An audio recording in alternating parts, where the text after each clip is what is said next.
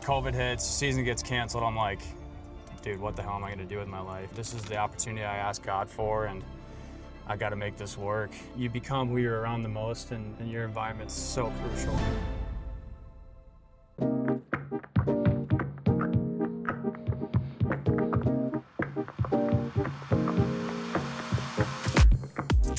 All right, welcome back. If you're new here, welcome to the InKline. This is where I interview guys who are on the climb, guys that are intentional, working on themselves, chasing goals, just trying to become better men. And today's a special one.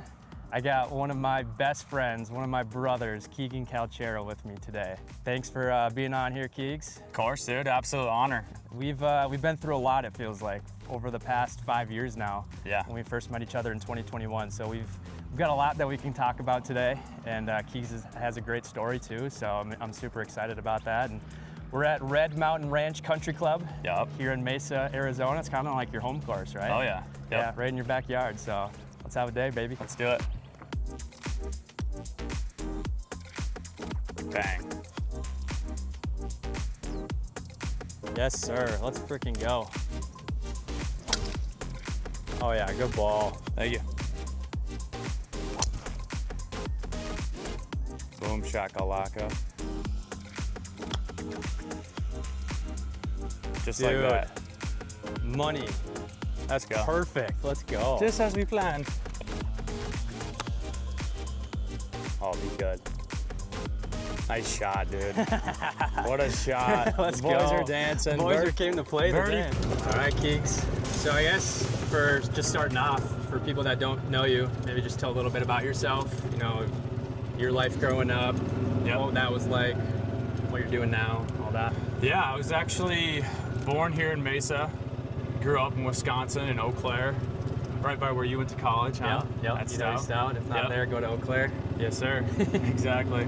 Grew up there, and then I went to school for a couple years and played football up in Duluth. It's funny because I wanted to play somewhere nice and warm, like here or Florida or Texas, basically anywhere but the Midwest. And I ended up in Duluth, which if our viewers here don't know, is like one of the coldest places in the country. Yeah. Played there for a couple years, redshirted my first year, and then played and started a few games my second year.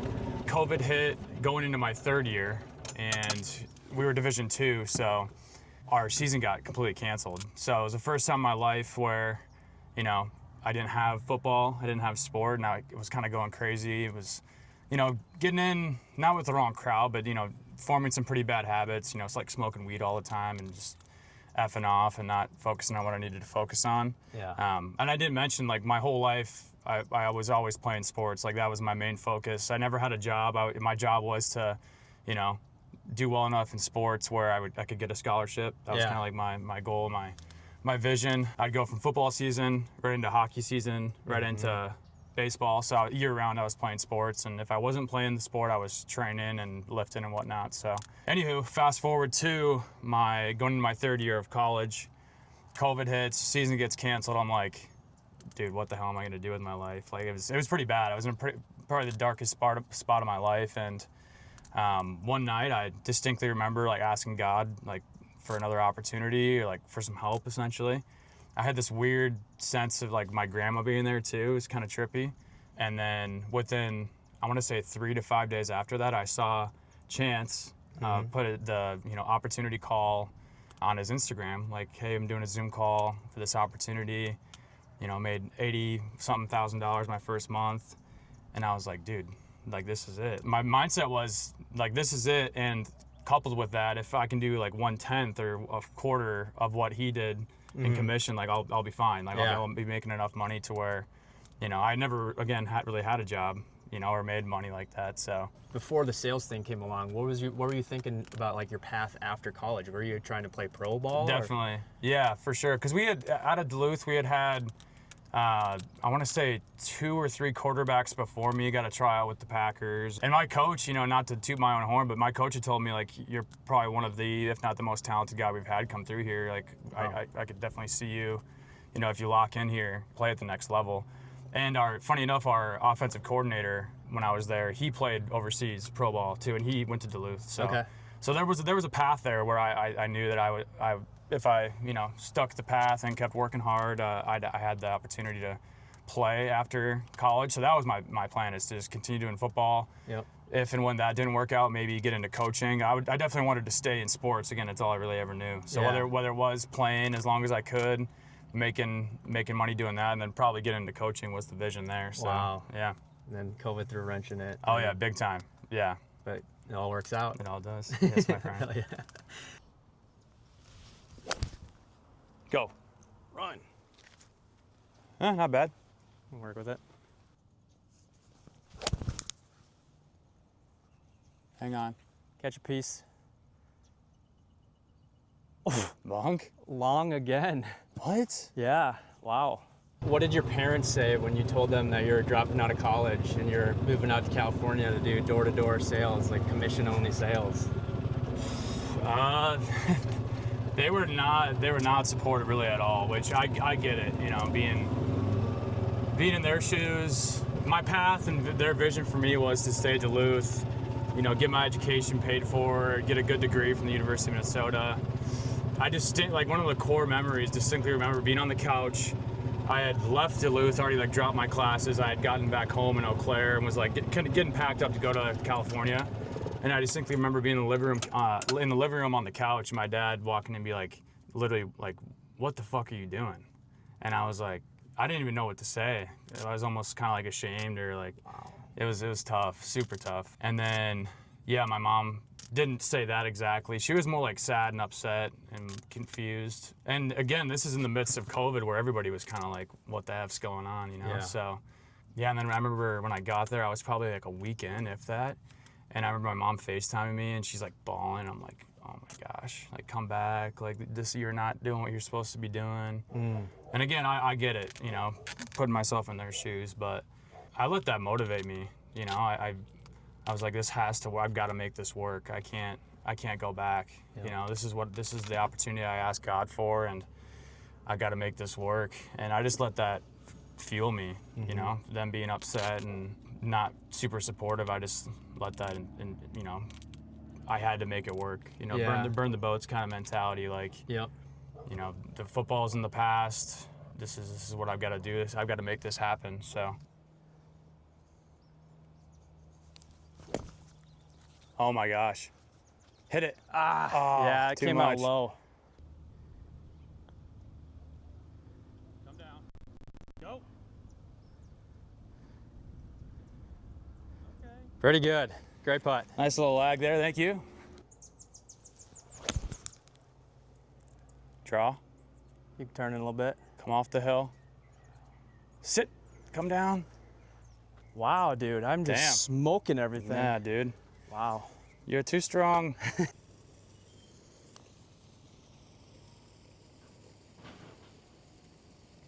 Oh. Nice putt, dude. Good putt. Thank you. What was that first year in door-to-door like? First year in Cali?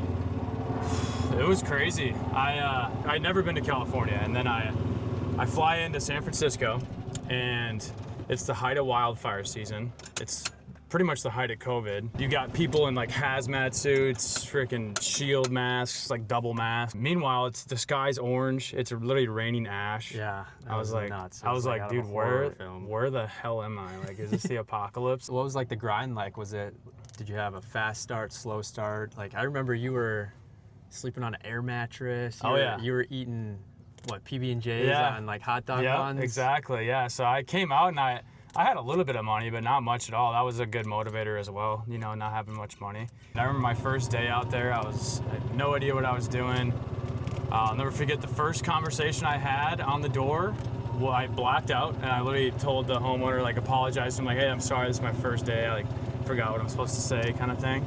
But I remember, dude, we were working all day, every day, which is why I think we had the success that we did. With the lack of sales experience we had, we made up for it with how much we were working. The environment was fantastic. It reminded me of being, in not a frat house, but we kind of did have that feel, we had a good team feel, similar to playing college football, where we're all on the same page. We've all got similar goals. We're on a team. We're together. We're supporting each other. So Yeah, that's how I always have described it, as like living in a frat house, except, we're not partying all the time. Yeah. Like we're, doing personal development. Replace the beers. Yeah, exactly. Yeah, replace. And working hard. And Exactly, yeah. Replace all the degeneracy with, good habits, and it was perfect. We were waking up early, working out together. We had like our personal development time where it was like you meditate. Yeah, I meditated. That changed my life.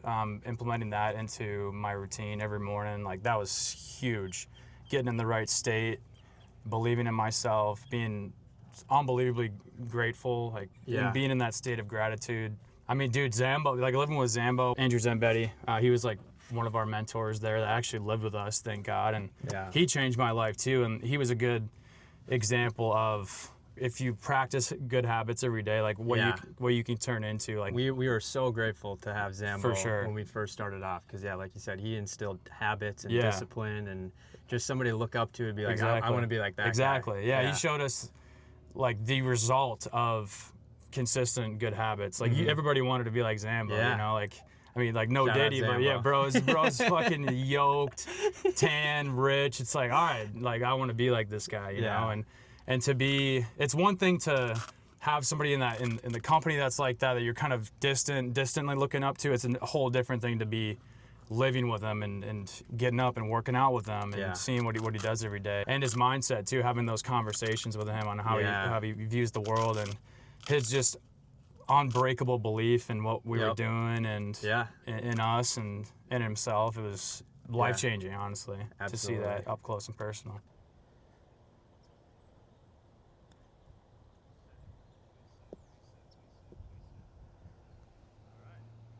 Great shot, dude. Stay up. Oh, nice putt, dude. Good par. Thank you.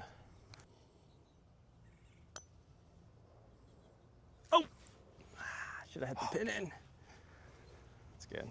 Thanks. Hang on. That might be all right. Yeah.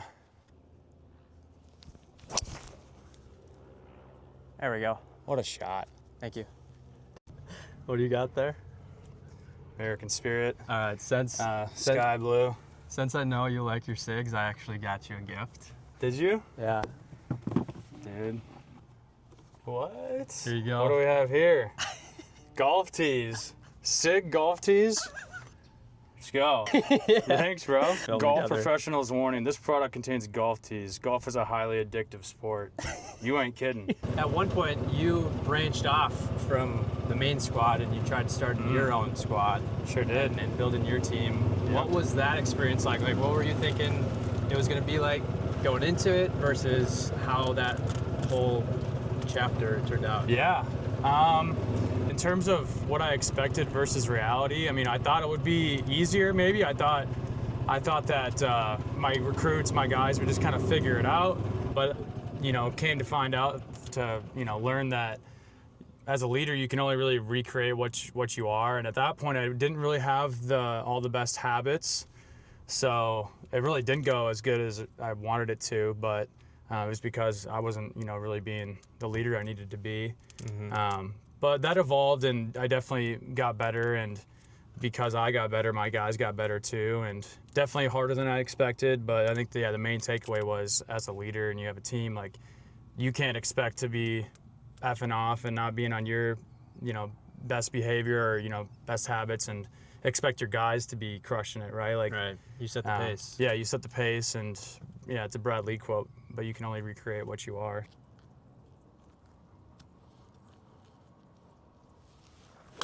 Oh no. Workout. All right. It hit soft. All right.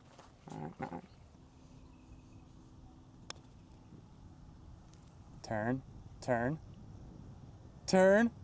Dude, what a putt, man. Thank you. Good birdie. Thanks.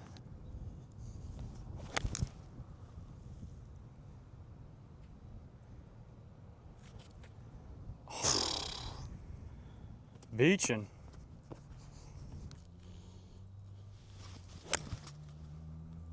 Oh yeah.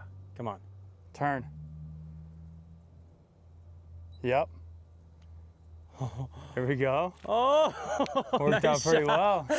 Let's go, nice and tight. Yes, sir. Fucking go, baby. Finally. Spin. Ah.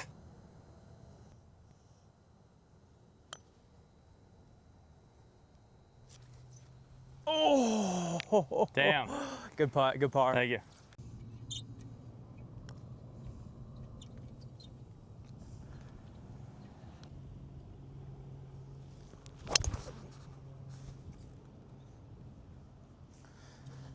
Eventually, you know, a lot of us, we got out of solar. What was it like for you, like getting out of that? When did you kind of feel like maybe it was time to move on from that?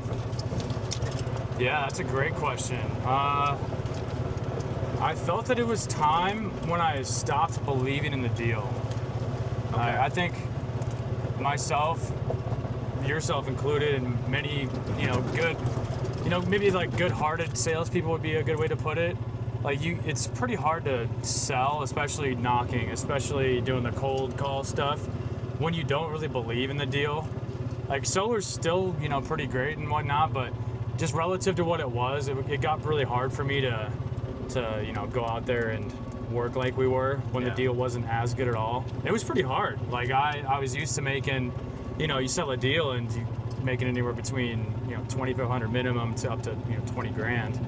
So that was hard transitioning out of it, getting into other sales roles where you close a deal and you're not making nearly as much, definitely way different. But So what was the transition like for you? Like, did you feel a little lost during that for time? sure, yeah. How did you navigate that? Yeah, I was felt pretty lost and a little bit discouraged, like what am I gonna do now kind of thing. But I just kept my nose down, kept looking for opportunities. I stayed in solar a little bit where I was trying to do like virtual solar. Yep.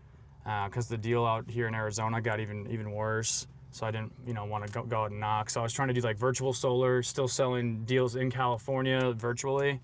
Now that didn't really work out. I didn't really like that. Did the same thing kind of in Massachusetts, where I was calling Massachusetts leads, trying to do that. And then as that was kind of fizzling out, my younger cousins actually moved here, and they started doing a like home service business, mainly focused around like window cleaning and screen cleaning and things of that nature. So kind of worked out great in terms of timing, because I was coming out of solar and was looking for something new to do. And then that's when they moved here and transitioned right into helping them with sales and customer service and that kind of thing, customer facing aspects of the business. Was it humbling then, going from making all that money and then I don't know how much you make with the window cleaning, but it's not solar money? Yeah, certainly a lower ticket. Yeah, super humbling, but it reminded me that it takes hard work to make money in sales. Like it kind of got to a point where I got good enough in solar where I could close 1 or 2 deals pretty easily a month and like make quote unquote enough money to get by, where I kind of got lazy with it. Mm-hmm. And then with selling the window cleaning, it's obviously a lot lower ticket. So to make enough money, even relative to what I was making in solar, you got to work way harder, get more reps in, talk to more people, close a lot more deals. So that was definitely humbling, but it was good because it got me back into the grind a little bit and doing the thing again.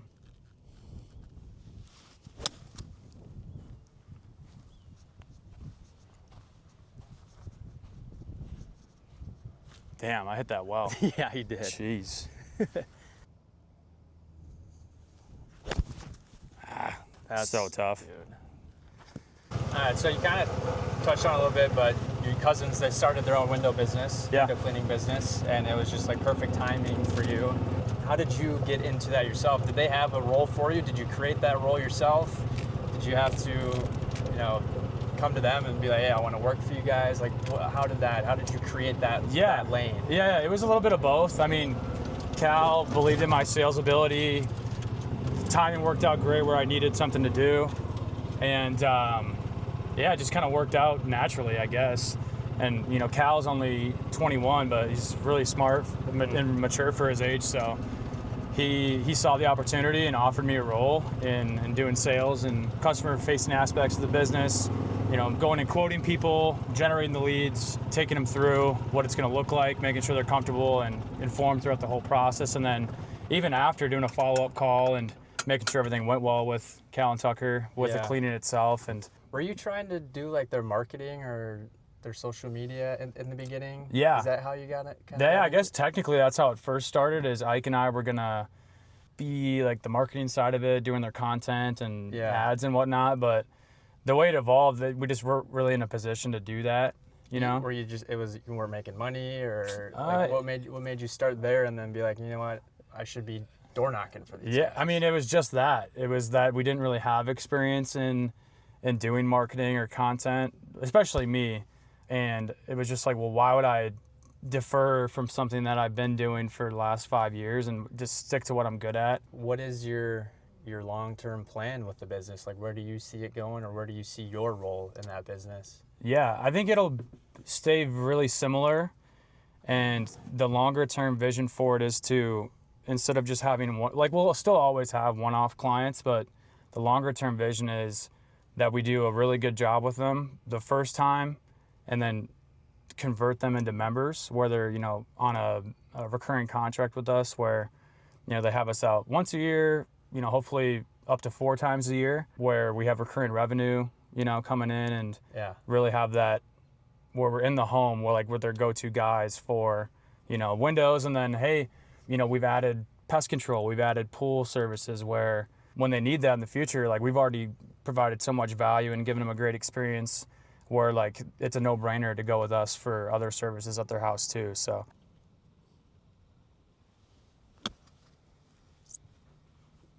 bad kick. You can work with that. Yeah. Pin heights.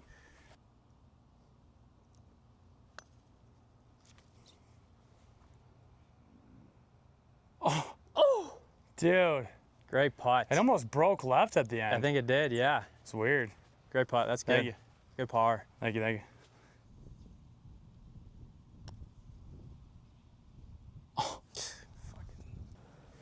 DK, being the golf pro that he is, gave me some advice at the tee box with my driver. I've been just being a soft little P word coming down at it, slowing down. So I'm gonna. Yeah, I told him good tempo to stop hitting it like a sissy. Yep, pretty much. Yeah, hit it hard on the follow through. Yep. You can have a nice smooth backswing, but hit it hard.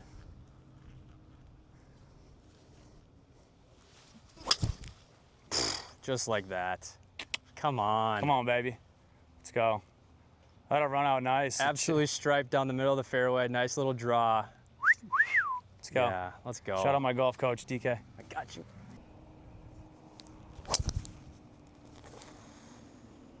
So now we can talk about what I've been doing for the last 6 to 8 months, and then what you just got into with us last month too. So I haven't really shared anything online as far as like what I've been up to, but I started doing door-to-door again back in October in Ohio, working with our mutual friend Connor. He's the one that got me out there, selling windows, replacement windows for people in their homes. And that was the opportunity that I needed at that time. It was amazing. It allowed me to get back in the game, like I said. Back in the arena. Yep. And back on the doors. Sharpen that sword and start making some good money again. That helped me get back on my feet, gain my confidence back, get my swagger back, and get that motion again. Oh yeah. So been doing that for a while, and now I'm doing like a blitz model. So it's essentially 10 days on of working, and then you got the 20 other days of the month off. And pretty sick. It's really cool. Like, I wanted to find something that could give me some like work-life balance or time freedom to be able to do stuff like this and build a channel and build that up. And the blitz model has been that for me. So I've been doing that for a couple months now, and last month you joined us. Sure did. Yeah. So you saw Connor and I, doing well with the windows, because we keep in touch every single day. We're in our group chat. Yeah. We're tight buddies.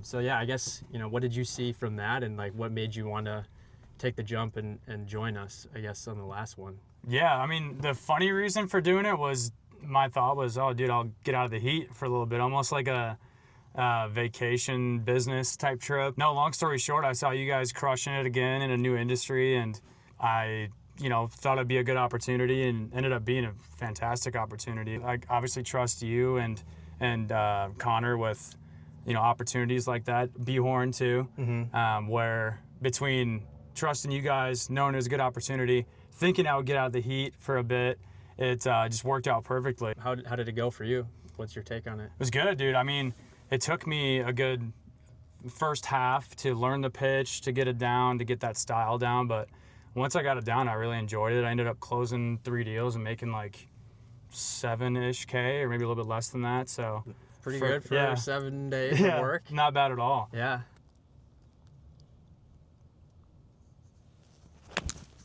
Cut. Be good. What a shot. Oh, finally. Dude, nice. Thank you. Probably like a 4-foot putt for bird. Thank you. Nice chip. Thank you. Draw in there. Draw. All right, All you're right, 10 dancing. yards short. You're dancing. Dancing. Ah.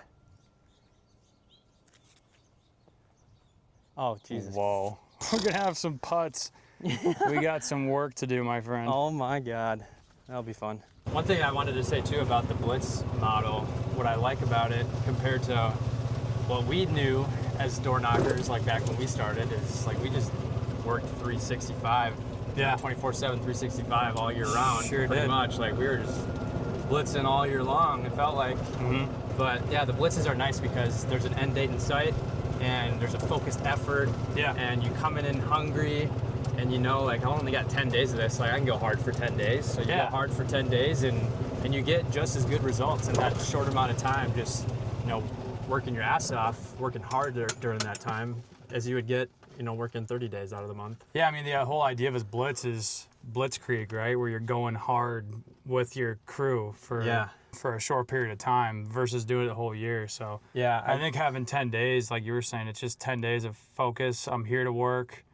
I'm here to maximize everything I can in these 10 days. And then I've got 20 days to, maybe not to chill, but to, work on other things. And right, yeah. I'm here to work. I'm here to produce. So yeah, I definitely prefer that over doing it year round. I think about Naval Ravikant, the way that he said the way, you should work is like how a lion hunts versus like a cow grazing. A lion sprints and goes after its food and it feasts and it eats hard, like it eats during that time, and then it'll rest for a long period of time, and it's recharging, and that's what like work should be. Like you go hard for a short time and then you rest and you reassess and maybe you go back to the drawing board, look at what you did during that time and what you can do better for the next one, and then you come in to the next one hungry again because you've taken that time to recharge.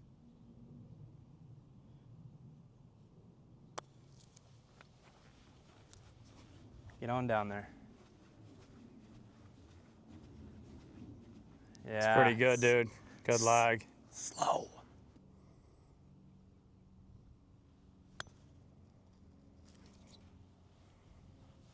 Heel cinnamon.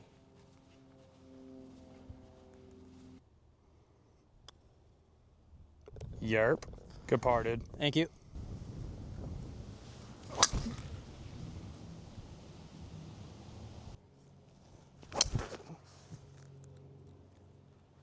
One thing that I really likes that you do is you've always had your whiteboard and you've always like written down your goals and targets and that type of stuff. What's important to you.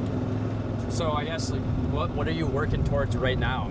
Maybe not business related, or like maybe what's that goal that you're shooting for? If you have goals in mind, like what are those right now? Yeah, I mean, longer term is putting myself in a position to start building a family. That's important to me, to have a wife and kids one day. And I think as a man, you've got to be in a position where you can support that comfortably and build around that. So I think that's my big long-term goal. And then shorter term is building up the business with my cousins, doing these short-term blitzes with you and Connor and the boys, and building that up, building a bunch of capital, and saving for the future, for the family. Yeah. You mentioned the whiteboard. Like if I don't have my whiteboard and I'm not writing my stuff down, I definitely feel off. It's weird. Yeah. I think there's something to if I can, provide some value here, and obviously I haven't really been able to do that with the golf game, but You're good. but I think there's something about taking something from the ether, from your mind, from whatever you want to call it, your consciousness, and putting it on paper, putting it on a whiteboard. There's something to that. Yeah. It's like the first kind of spark to making those goals happen is writing it down, taking it from the non-physical to the physical. I think there's something about it. It's kind of magic. So yeah, I would definitely suggest whether you got a journal, a whiteboard with your goals and targets. I think both of those are super important a good habit to add to the I second that. arsenal. Yeah, I do that myself. I'm big on that myself. Mm-hmm. I got so many journals, and I just got a big whiteboard for my office and my apartment. Yeah, I know you're pumped about that. Pumps me up. Oh! Oh!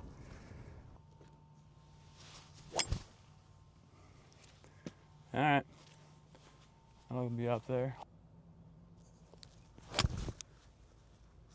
It's right at it. It's just a matter of distance. Oh, fuck yeah. Nice shot, dude. Pin high. Oh, dude, nice try. That was so close to being really good. Look at that view.